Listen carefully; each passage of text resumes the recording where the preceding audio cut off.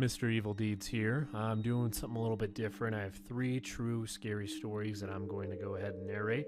Let me know if you guys like it. I think I'm going to continue doing this. Thank you. Number 1. The Little Boy with No Eyes.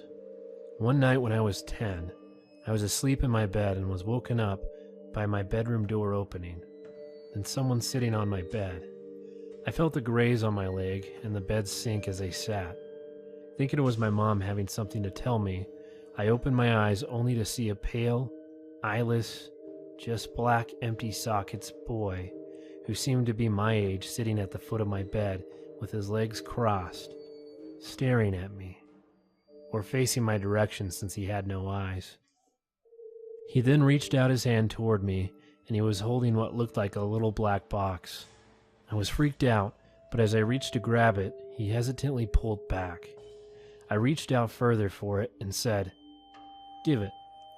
As I did so, I blinked, and by the time I reopened my eyes, he was gone.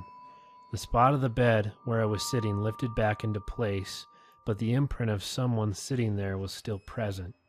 I told my mom in the morning, and she was slightly freaked out, but assured me I was just dreaming. Fast forward 5 years, I had my girlfriend over to do homework. After homework, she took a nap while she waited for her parents to pick her up. When they arrived, I tried waking her to let her know. I nudged her, and she opened her eyes so suddenly, already looking in the direction of the corner of the room where the wall meets the ceiling, lifting her fingers and pointed. And as fast as she woke, she fell asleep again. I attempted to wake her again. She came to full consciousness, and I asked her what the hell that was all about and explained what she just did. She said, "Oh, I thought I was dreaming, but up on the wall I saw a little boy with no eyes, just there, in a Spider-Man pose staring at me." That's when I freaked out and told her the story for the first time of when I saw what I guessed was the same kid. Fast forward another 5 years, still with the same girlfriend, and by this time we had a 2-year-old daughter. We were living in my old bedroom at my parents' house. My daughter would wake up at the same time every night and started talking. For a while, we thought it was just a normal baby thing, until I noticed it was almost the same conversation every night. I playfully asked her one night who she was talking to every night. She responded, "A little boy. He talks to me. He's nice. He's lost and looking for his mommy." I told my mom what happened the next morning, and before I got to tell her what I thought, she said, "I remember when that happened to you. Then your girlfriend. I have no idea what this is." By then, neither my girlfriend or I have seen the little boy after the first encounter, but my daughter continued her nightly conversations until we got her new place 1 year later. Number 2. The Whispers. This is a story I do not tell often. I promise, sincerely, that this has scarred me for life, and although I have looked into a psychological explanation for what I've heard and the natural explanations for what occurred, they remain unsatisfactory. When I was a child, I was scared of the dark. I swore to my mother I heard voices in it. They were not evil, but they were not familiar, and so they scared me. It was not uncommon in the middle of the night for me to wake up and hear whispers, as I would call them when asking my mom. She figured they were just bumps in the night and typical kids' nightmare material. I tried often to explain to her that it was more than that they sounded different from one another, the way people's voices do.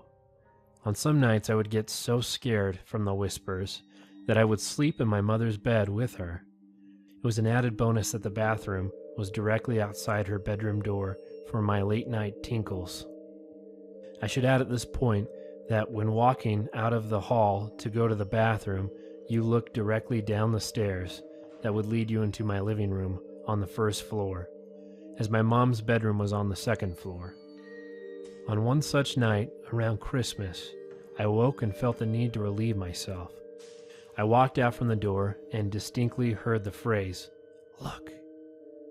And to my astonishment, a red light, almost like a spotlight, was cast upon the wall at the very bottom of the stairs. The light had no other source. It was by itself, and I was transfixed by it. Being a little kid, and it was only a few days from Christmas, I knew what this light was. It was Santa. How else could he get into my house to know I was being a good boy? I was so excited I began walking down the stairs to greet him, picking up my pace after the second step as it began to creep off the wall and fade into the darkness in my living room. That's when I heard him, a very strong masculine voice, different from the first, not at all like my father's. Not to say he isn't masculine, it's just distinctly different. It said, "Stop, right now. Go back up those stairs." I listened, turned around, and what happened next I am not sure I would believe if someone had told me the same story. I heard a very loud crash that sent me running back to my mother's bed, where I jumped straight under the covers and stayed there the whole night. When I awoke the next morning, the poinsettia lights, little Christmas flower lights that glowed red, my mother had put on the railing down the stairs were pulled straight down to the bottom of the stairs, some broken from what seemed like a forceful tear, laying in a single pile. The dry sink in my living room had fallen from the wall. My mother could not explain it. My father was worried we had been the victims of a home invasion. My sister was crying. There was nothing missing. Nobody had broken in. There did not seem to be any reason this had happened. And then I saw it, and I kept quiet about it because I was so afraid that I could not force the words out of my mouth. There, on the edge of the wooden dry sink, which had been facing up, were 3 indentations where the finish of the wood had been worn, almost as if a forceful grip. Someone down there had grabbed it and threw it down. That was what the bang was. I was mortified. After that day, I never heard a single voice again. I do not like to imagine what was waiting downstairs for me that night.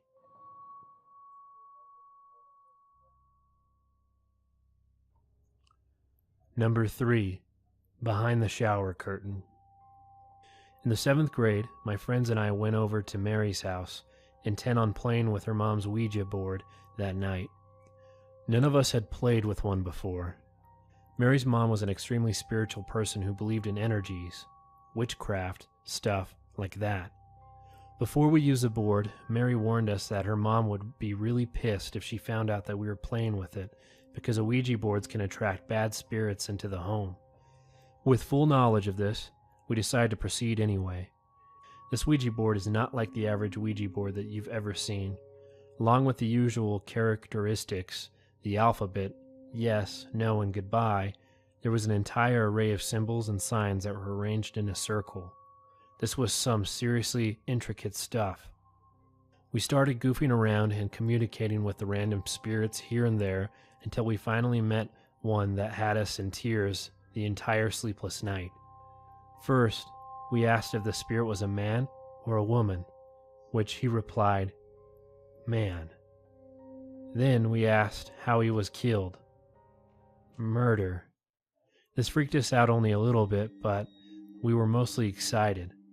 All of a sudden, before we even asked another question, the glass goes to the eyeball symbol, then spells out I-N, and goes to the water symbol. We didn't have a clue what that meant. It wasn't too scary until the spirit spelled out shower, and my best friend realized that the spirit was trying to get us to look into the shower. We froze. I've never been so scared in my entire life, especially sitting directly in front of the bathroom with the shower curtain all the way closed, faced in my direction. We all screamed and promised on our friendships that we had not moved it ourselves. Very important promise. I felt like I was being watched, and my friends thought so too. It was only 4 of us, and I believed with all my heart that none of them had moved it, because we were all too nervous to do anything. I'll never use a Ouija board again because of how crazy and intense that night was. I understand that people say Ouija boards are controlled by your subconscious, but fuck that. I know I felt something in that room was with us. I know it was dangerous.